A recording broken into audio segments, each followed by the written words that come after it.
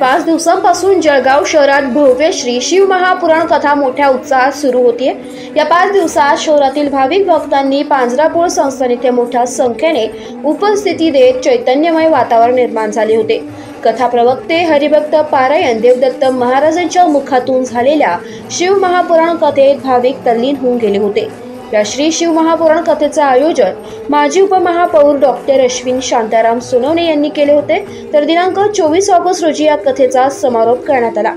शहरातील राजकीय सामाजिक पदाधिकारी मोठ्या संख्येने उपस्थित होते। डॉक्टर अश्विन सोनवणे यांच्या हस्ते हजारो भाविकांना रुद्राक्ष वाटप करण्यात आले।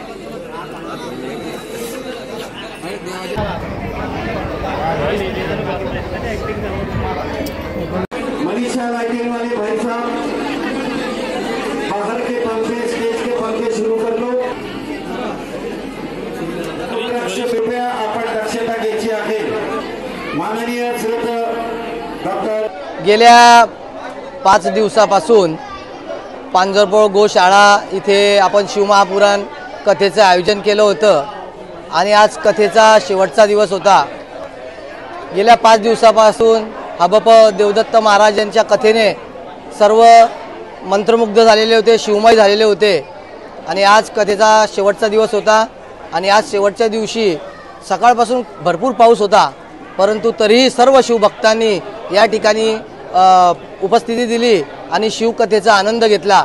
आणि आज या ठिकाणी आपण नेपाळ येथून आणलेले महाशिवरात्रीला सिद्ध केलेले रुद्राक्ष सुद्धा वाटलेले आहे। रुद्राक्ष हे साक्षात महादेवाचा अंश आहे। महादेव ज्यावेळेला ध्यानस्थ बसलेले होते त्यावेळेला त्यांच्या नेत्रातून जल पडलं आणि त्या जलापासून रुद्राक्षाची उत्पत्ती झाली आणि हा रुद्राक्ष साक्षात शिवाचा अंश असल्यामुळे जो या रुद्राक्षाचं धारण करेल त्याला कधीही अकाल मृत्यू येणार नाही असा या महादेवाचा आशीर्वाद आहे। आपण आजपर्यंत जवळजवळ हजारोच्या संख्येने रुद्राक्ष वाटप केलेले आहे आणि हे रुद्राक्ष नुसते साधे रुद्राक्ष नसून आपण याला सिद्ध केलेले आहेत। महाशिवरात्रीला सिद्ध केलेले जी महादेवाची आवडती रात्र आहे महाशिवरात्र, त्या महाशिवरात्रीला आपण त्यांना सिद्ध केलेले आहे आणि आज आपण शिवभक्तांना आजही आपण रुद्राक्ष वाटलेले आहे आणि यापूर्वी आम्ही सर्व शिवभक्तांना शिवमंदिरांमध्ये जाऊन रुद्राक्ष वाटप करत असतो।